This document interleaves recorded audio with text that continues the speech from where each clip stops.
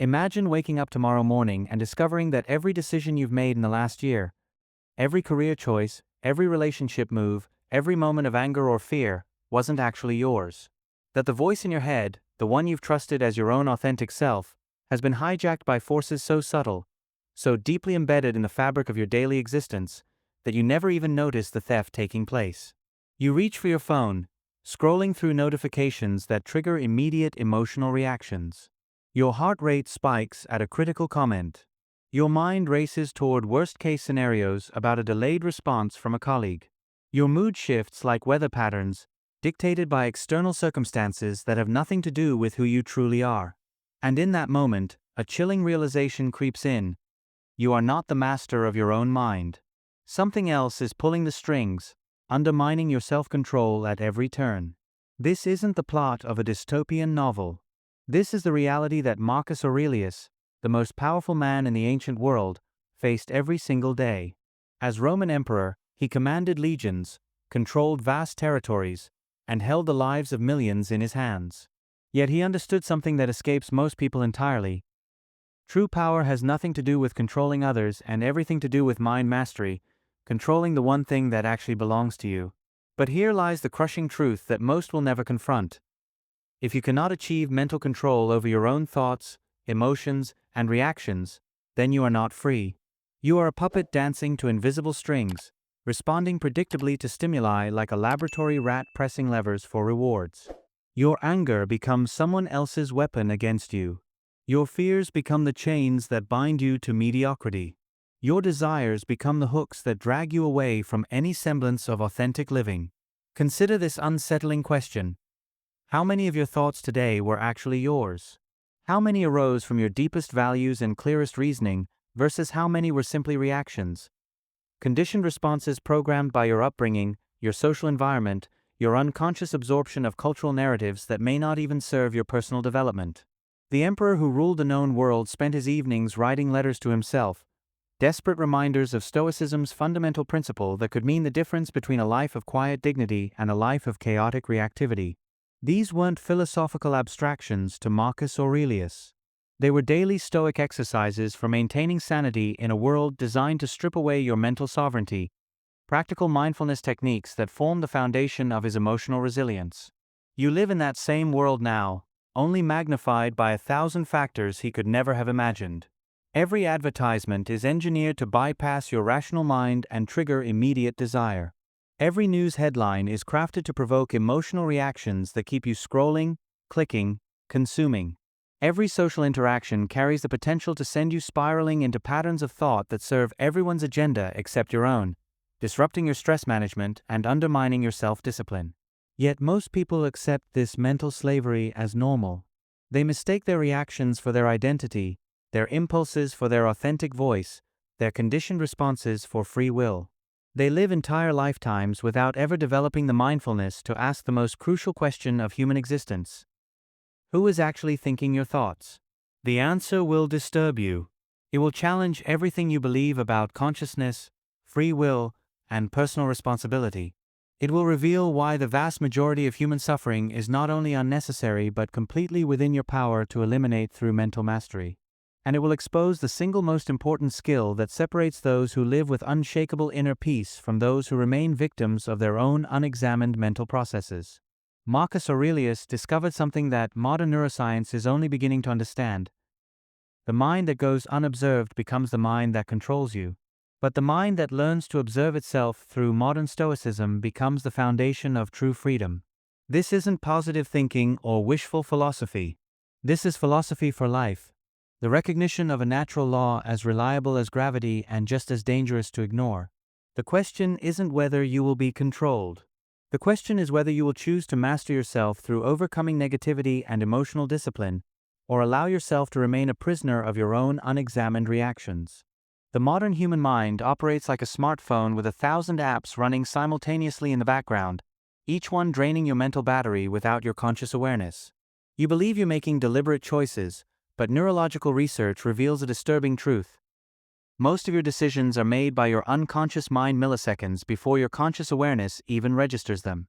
Your sense of choosing is often just your brain's after-the-fact storytelling, creating a narrative to explain reactions that already occurred.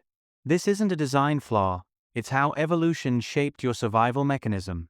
Your ancestors needed to react instantly to threats, not pause for philosophical reflection. But the same system that once saved you from predators now sabotages you in boardrooms, relationships, and moments requiring careful thought. Your amygdala still treats criticism like a physical attack, flooding your system with stress hormones that hijack your rational mind and destroy your emotional resilience before you even realize what's happening. Marcus Aurelius understood this primal hijacking intimately. Writing in his Meditations, he documented his daily battle against reactive thinking, developing what would become the foundation of practical mindfulness techniques. He recognized that the untrained mind becomes a tyrant, ruling through impulse and emotion rather than wisdom and self-discipline. His Stoicism wasn't passive acceptance. It was active mental warfare against the automatic patterns that transform humans into prisoners of their own psychology. The hidden enemy isn't external circumstances. It's the unconscious belief that your immediate emotional reactions represent truth. When someone criticizes you, your mind doesn't pause to evaluate the validity of their words. Instead, it launches into defensive patterns learned in childhood, activating shame, anger, or withdrawal responses that may have protected you at age 7 but now sabotage your personal development at 37. You're not responding to present reality. You're reliving past conditioning disguised as current experience. Consider how your mind processes a simple email from your boss requesting a meeting. Within nanoseconds, your brain scans for threat indicators, cross-references past experiences, and generates emotional responses based on incomplete data and fear-based assumptions. Your heart rate increases. Your thoughts spiral toward worst-case scenarios. Your body tenses in preparation for conflict that may not even exist. By the time you consciously register the email's content, your nervous system has already decided this is a crisis requiring immediate stress management. This reactive cascade happens thousands of times daily, each instance weakening your mental control and strengthening the neural pathways of automatic response. You become addicted to your own emotional drama, mistaking intensity for authenticity and chaos for vitality. Your mind becomes like a radio stuck between stations, producing constant static that drowns out any possibility of clear thinking or genuine peace. The psychological roots run deeper than individual conditioning. You live within cultural systems designed to keep you mentally scattered and emotionally reactive. Social media algorithms exploit your brain's dopamine pathways, creating artificial urgency around trivial matters while training you to crave external validation. News cycles amplify fear and outrage, keeping your nervous system in perpetual fight or flight mode. Consumer culture teaches you to interpret every uncomfortable emotion as a problem requiring immediate external solutions. Marcus Aurelius faced similar challenges in his role as emperor. Court intrigue, political pressures, and constant demands on his attention created a mental environment designed to fragment his focus and compromise his judgment. Yet he developed daily Stoic exercises specifically to counter these forces, recognizing that mental mastery required the same disciplined training as physical strength or military strategy. The most devastating aspect of this hidden problem is how it masquerades as normalcy. You accept mental chaos as the human condition, emotional reactivity as authentic expression, and psychological suffering as inevitable. You never question whether there might be another way to organize your inner experience, one based on conscious choice rather than unconscious compulsion. Your untrained mind operates like a wild horse, powerful but directionless, capable of tremendous energy but lacking the discipline to channel that energy toward meaningful goals. Without proper training in mindfulness and self-control, you remain at the mercy of whatever thoughts and emotions arise, convinced that you must experience every mental weather pattern that passes through your consciousness. The tragedy is that most people die without ever realizing they possess the capacity for mental freedom. They live entire lifetimes believing their thoughts happen to them rather than recognizing thoughts as events they can observe, evaluate, and choose to engage with or dismiss. This fundamental misunderstanding about the nature of consciousness keeps them trapped in cycles of unnecessary suffering, reacting to life rather than responding with wisdom and emotional resilience. The cost of mental slavery extends far beyond personal discomfort. It reshapes the very architecture of your life in ways so gradual and subtle that you mistake the prison for reality itself. Every unconsidered reaction creates neural pathways that become tomorrow's automatic responses. Every emotional outburst strengthens the patterns that will govern your future behavior. Every moment of mental chaos compounds into a lifetime of diminished possibilities, like interest accumulating on a debt you never consciously agreed to take on. Watch how reactive thinking destroys relationships with surgical precision. Your partner makes an innocent comment, but your mind immediately scans for hidden criticism, past grievances, or implied threats. Before they finish speaking, you're already formulating defensive responses based on conversations that happened months ago. You're not engaging with the person in front of you, you're battling phantoms from your psychological past. Your emotional reactivity transforms every interaction into a potential battlefield, making genuine intimacy impossible because you're never actually present for the other person. In your professional life, the consequences multiply exponentially. Stress management becomes impossible when your mind treats every deadline like a life or death crisis, every critical feedback like a personal attack, every workplace conflict like a threat to your survival. Your nervous system remains in perpetual overdrive, depleting your cognitive resources and compromising your decision-making abilities. You make choices from fear rather than wisdom, react from insecurity rather than confidence, and approach challenges with emotional volatility rather than the mental control that Marcus Aurelius identified as essential for effective leadership. The neurological research reveals why this mental chaos feels so overwhelming. Your brain literally cannot distinguish between imagined threats and real ones. When you worry about a presentation next week, your amygdala activates the same stress responses it would trigger if you were being chased by a predator. Your body floods with cortisol and adrenaline, your heart rate increases, your immune system suppresses, all in response to a scenario that exists only in your imagination. You're experiencing genuine physical stress from purely mental constructions. This biochemical confusion creates a cascade of health consequences that most people never connect to their mental habits. Chronic stress from reactive thinking contributes to inflammation, digestive problems, sleep disorders, and immune system dysfunction. Your body pays the price for your mind's inability to distinguish between genuine threats and psychological phantoms. You're literally aging faster, dying sooner, and suffering more physical pain because you haven't learned the mindfulness techniques that would allow you to observe your thoughts without being controlled by them. But the deepest consequences operate at the level of identity and possibility.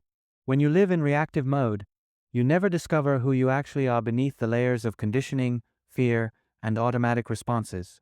You mistake your defensive patterns for your personality, your emotional habits for your authentic self, your reactive tendencies for your true nature.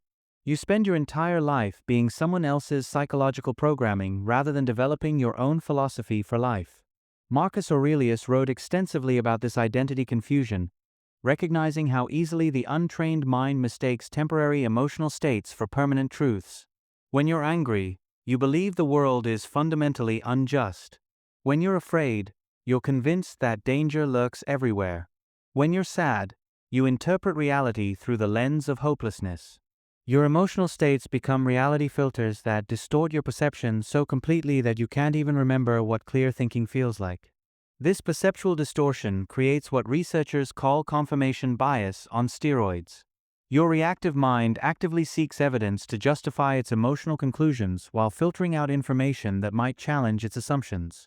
If you believe your boss doesn't respect you, your brain will highlight every neutral interaction as proof of disrespect while ignoring clear evidence of appreciation. You become trapped in self-reinforcing loops of negative interpretation that make personal development virtually impossible. The social consequences ripple outward in ways that reshape entire communities. When masses of people operate from reactive consciousness, they become easily manipulated by anyone who understands how to trigger their emotional buttons. Political leaders exploit fear and outrage to bypass rational analysis. Advertisers use insecurity and desire to drive consumption. Social movements mobilize anger and resentment to build followings. Entire societies can be controlled by those who master the art of emotional manipulation while the people remain unconscious of their mental slavery. Perhaps most tragically, reactive living prevents you from accessing your deepest capabilities and highest potential. When your mental energy is constantly consumed by emotional drama and psychological defense mechanisms, you have no resources left for creativity, wisdom, or genuine contribution. You become like a computer with 95% of its processing power devoted to running background programs, leaving barely enough capacity for the tasks that actually matter. Marcus Aurelius understood that this mental chaos wasn't just a personal problem, it was a leadership crisis that affected entire civilizations. A ruler who couldn't control his own mind would inevitably make decisions from fear, anger, or ego rather than wisdom and justice. The same principle applies to every human being. You cannot give what you don't possess, and you cannot lead others to places you haven't been yourself. The ultimate consequence of mental slavery is a life unlived, decades spent reacting to circumstances instead of creating them, years consumed by emotional turbulence instead of directed toward meaningful goals, a lifetime spent being someone else's psychological puppet instead of becoming your own master. This isn't just personal tragedy, it's the squandering of human potential on a massive scale. The moment you truly understand that your mind has been hijacked, everything changes. Not gradually, not over time, but instantly. Like waking from a dream and realizing the monsters chasing you were never real. This recognition becomes the first act of rebellion against mental slavery, and it requires a radical shift in how you understand the nature of consciousness itself. Marcus Aurelius called this awakening the beginning of true philosophy for life. But unlike academic philosophy, this wasn't intellectual exercise, it was mental warfare. Every morning, he engaged in daily Stoic exercises designed to reclaim his consciousness from the forces of reaction and habit. He understood that freedom isn't something you achieve once and possess forever. It's something you must choose actively, moment by moment, through disciplined attention to your inner experience. The rebellion begins with a shocking realization: you are not your thoughts. This simple statement contains enough revolutionary power to shatter decades of unconscious living. Your thoughts are events that arise in consciousness, like clouds forming in the sky. You can observe them, evaluate them, choose which ones deserve your attention, but you don't have to identify with them or be controlled by them. This distinction between the thinker and the thought becomes the foundation of all mental mastery. Start by developing what Marcus Aurelius called the view from above, the ability to step back from your immediate experience and observe it with detached curiosity. When anger arises, instead of being anger, you become the witness of anger. When fear emerges, instead of becoming afraid, you become the observer of fear. This shift from identification to observation creates psychological space where choice becomes possible. You cannot control the first thought that enters your mind, but you have absolute control over what you do with it afterward. The most powerful mindfulness technique involves what modern Stoicism calls the dichotomy of control. Train yourself to mentally categorize every situation into two categories: things within your control and things outside your control. Your thoughts, your reactions, your choices, your effort. These belong to you completely. Other people's behavior, external circumstances, past events, future outcomes, these exist beyond your influence. This simple sorting practice eliminates 90% of human suffering because most psychological pain comes from trying to control things that aren't actually controllable. But true rebellion requires more than mental techniques. It demands a complete restructuring of how you relate to discomfort. Your untrained mind treats every uncomfortable emotion as an emergency requiring immediate escape. This creates addiction to distraction, avoidance behaviors, and emotional reactivity.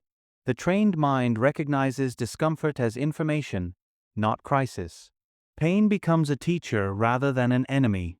Difficulty becomes an opportunity for growth rather than evidence that something has gone wrong. Marcus Aurelius practiced this principle during the most challenging periods of his reign, facing plagues, wars, and political upheavals with what he called reasonable acceptance. This wasn't passive resignation. It was active engagement with reality as it actually exists rather than how he wished it might be. He developed emotional resilience by training himself to find the lesson, the opportunity, or the growth potential hidden within every difficult circumstance. The rebellion also requires confronting the comfort of victimhood. Your reactive mind loves playing the victim because it absolves you of responsibility while generating sympathy and attention. But victimhood is a prison disguised as sanctuary.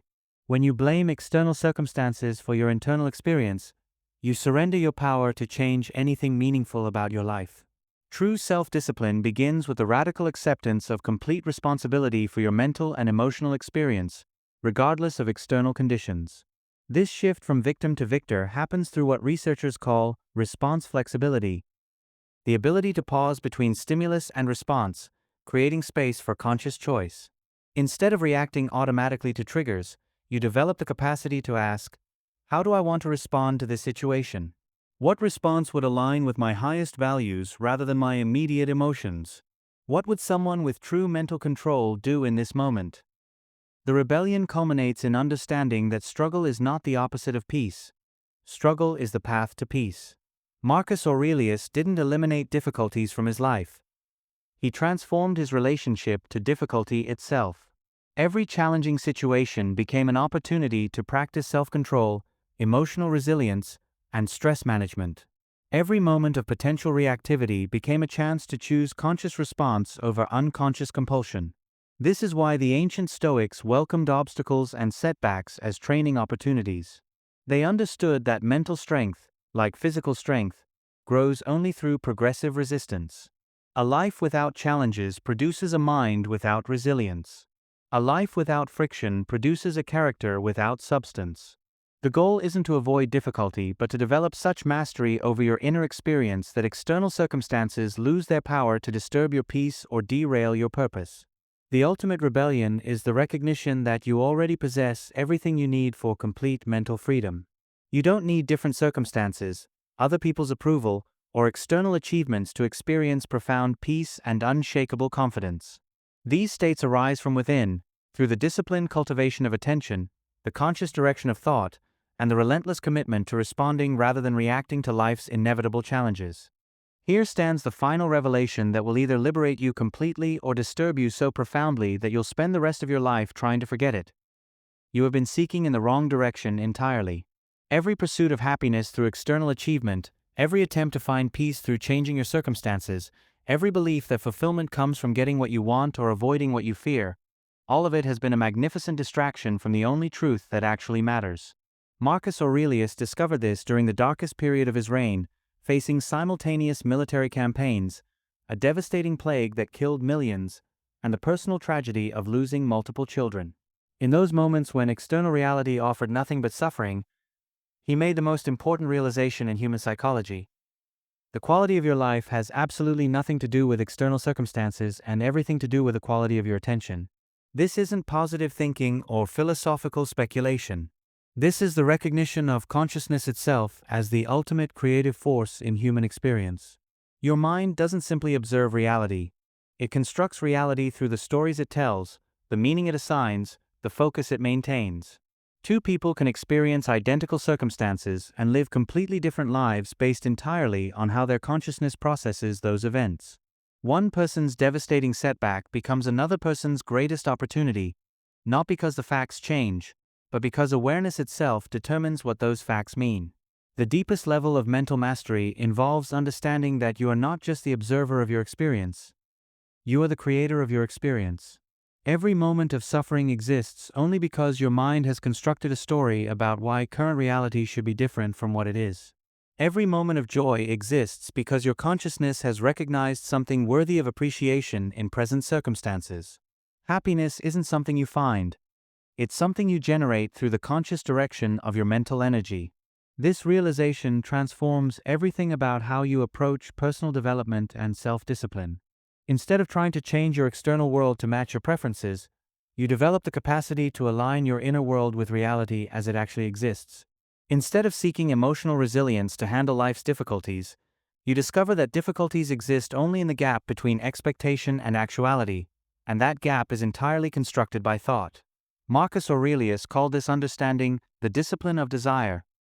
The recognition that wanting things to be different from how they are is the source of all psychological suffering. This doesn't mean passive acceptance or eliminating all goals and ambitions. It means engaging fully with life while holding your desires lightly, pursuing your objectives while remaining unattached to specific outcomes, working diligently while accepting that results lie beyond your direct control. The ultimate paradox, and perhaps the only genuine paradox worth contemplating, is that you find complete freedom by accepting complete responsibility. When you truly understand that your experience of life is entirely your creation, you stop being a victim of circumstances and become the author of your own reality. This isn't metaphysical mysticism. It's practical psychology. You cannot control what happens, but you have absolute control over what it means and how you respond. This final realization reveals why all other forms of seeking ultimately fail. You cannot find lasting peace through achievement because achievement is temporary and external. You cannot find genuine confidence through success because success depends on factors beyond your control. You cannot find real love through relationships because relationships involve other people's choices and behaviors. But you can find unshakable peace, authentic confidence, and unconditional love by developing the kind of consciousness that generates these states independently of external conditions. Marcus Aurelius lived this principle during 20 years of leadership through crisis after crisis. His meditations weren't written for publication, they were private reminders to himself of this fundamental truth, that he possessed, within his own mind, everything necessary for dignity, wisdom, and peace regardless of what chaos surrounded him.